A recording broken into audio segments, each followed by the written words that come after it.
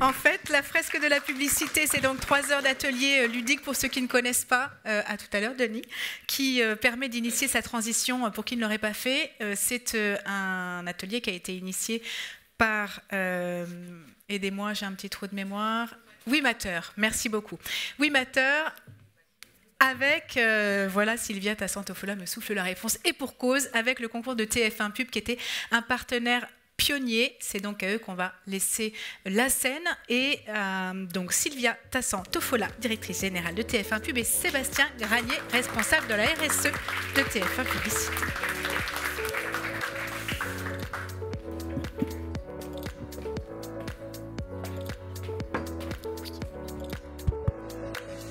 Alors bonjour à toutes et à tous.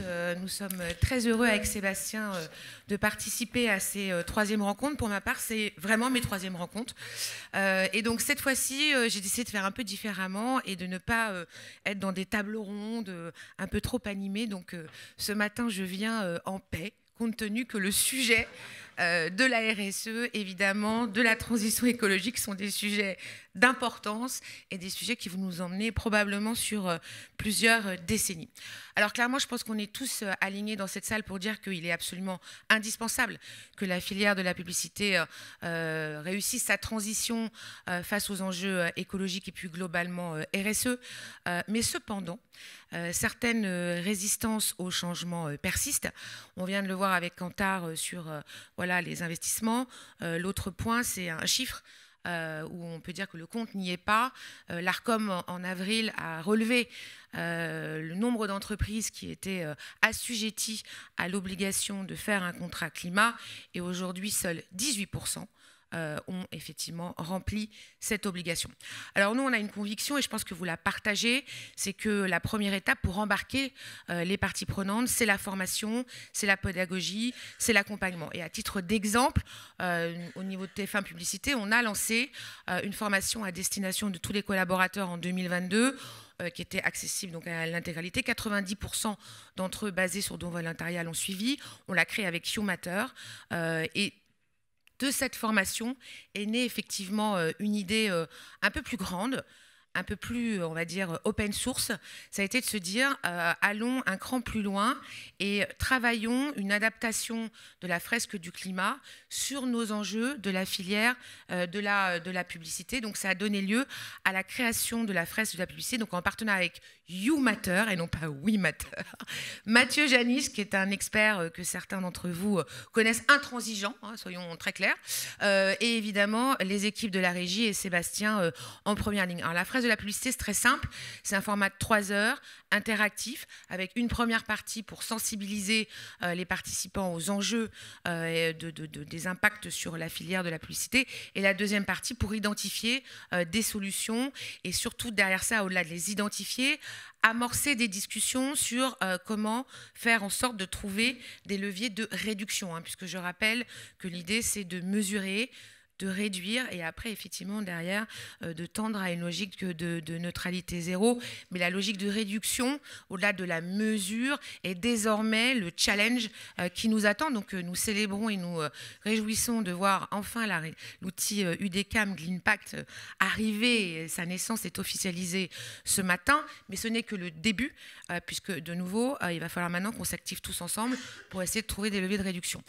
Alors, ce format, donc, il a été adoubé par l'association de la fresque du climat. Et surtout, on l'a testé auprès d'un certain nombre de professionnels, 52 pour être précis, Sébastien les a comptés, que ce soit des régies, des agences, des annonceurs, mais également des journalistes, des membres de l'ADEME, puisqu'on travaille systématiquement avec l'ADEME, et également un collectif qui s'appelle le Réveil pour l'écologie. Et les résultats, on en est assez fiers, puisque d'ores et déjà, depuis septembre 2022, nous avons eu donc 700 professionnels qui ont fait la fresque de la publicité. Alors, si vous voulez le faire, vous également, vous vous inscrivez sur la fresque de la publicité. C'est à peu près des groupes de 18 personnes, ça dure 3 heures, je vous l'ai dit, et on espère que voilà, la fresque de la publicité va continuer d'évoluer. Alors, on ne voulait pas en rester là avec Sébastien, et on essaie un peu de faire un réveil écologique collectif, et de vous tester ce matin, avec quelques questions issues de la fresque de la publicité. Sébastien, je te laisse expliquer les règles du jeu. Tout à fait. Alors bonjour à tous. Donc vous pouvez sortir vos smartphones. On va tester vos connaissances Justement, on va aborder quelques thématiques qui sont présentées dans cet outil de sensibilisation, la fresque de la publicité. Donc, vous pouvez scanner le QR code qui est à l'écran, cliquer sur le lien. Comme ça, on vous voit bien. Donc... Et vous pouvez rentrer votre nom de participant. Ça y est, il y a les premiers qui arrivent. Allez, on se donne 60 secondes pour qu'il y ait un maximum de gens qui se connectent et participent.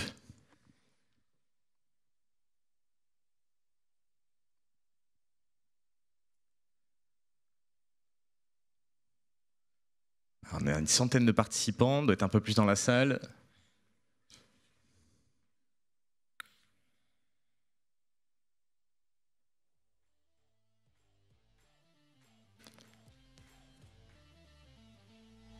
« 150. Continue. Allez, encore 10 secondes et on démarre. Allez, je vous propose qu'on démarre le petit quiz.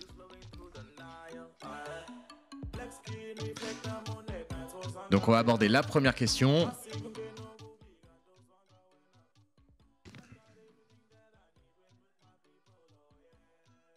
Un petit chrono, c'est parti. La réponse s'affiche, enfin les 4 réponses possibles s'affichent sur votre smartphone. Donc quelle est la part des Français qui se déclarent méfiants vis-à-vis des engagements RSE des marques? Données 2022. Selon vous, c'est 31%, 53%, 84% ou 98% de la population? Il reste 10 secondes pour répondre. La rapidité compte pour le nombre de points. Oui, c'est important de le préciser. Oui. Terminé. Alors, la bonne réponse était 84%. Alors, il y en a 2 d'entre vous qui sont assez pessimistes, qui pensaient que c'était 98% de la population. Alors, c'est vrai que quand même aujourd'hui, on le sait, le radar anti-bullshit des Français, des consommateurs, il est à son paroxysme, qui a été alimenté aussi par toute une vague de greenwashing de la part des marques. On sait que communiquer seulement sur ces engagements, ça ne suffit plus. C'est comment on met en avant les preuves de ces engagements. C'est pas toujours très sexy aussi dans des campagnes publicitaires, donc c'est aussi renouveler la manière dont on aborde ces sujets. Donc on va découvrir le classement suite à cette première question. Celui qui arrive en numéro 1, c'est Thibaut. Alors, affaire à suivre, il y a plusieurs questions. Question suivante. Alors, vrai ou faux? Le réseau Wi-Fi génère moins de gaz à effet de serre que le réseau mobile. Alors là, on voit que ça va vite.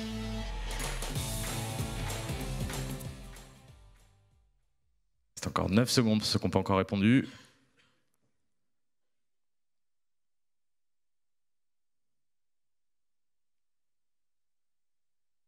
Bravo.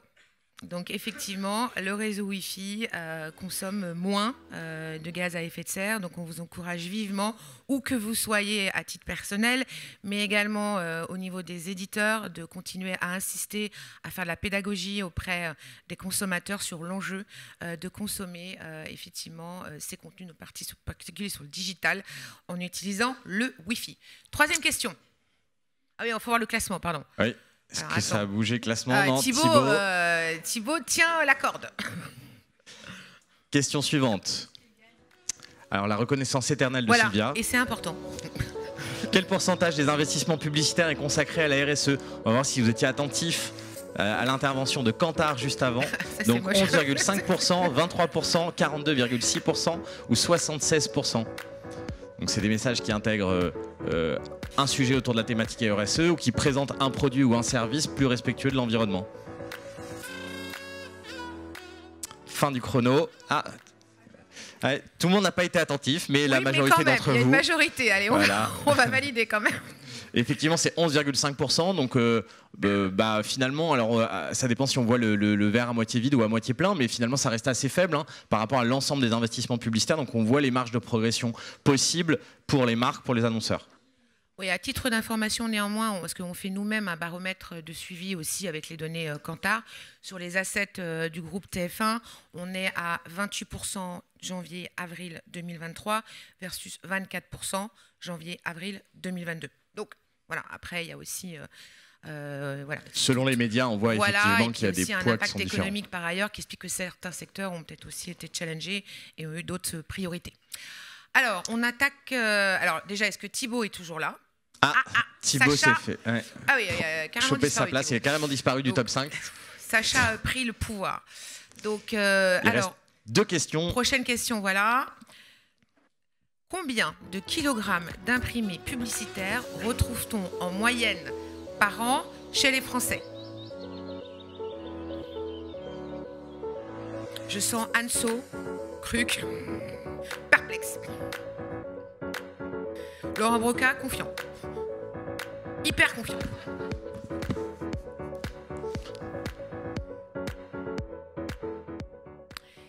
Ah, c'est contrasté au niveau de... D'accord. partagé. Eh ben, c'est 27 kilos, donc à peu près 30 kilos.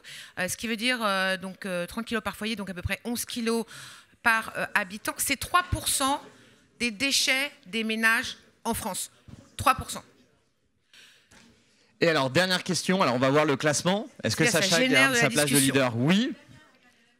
Alors attends, Sacha... Oui, Sacha est toujours en tête. Alors, une campagne de publicité digitale émettrait 71 tonnes équivalent CO2. Est-ce que c'est vrai ou est-ce que c'est faux?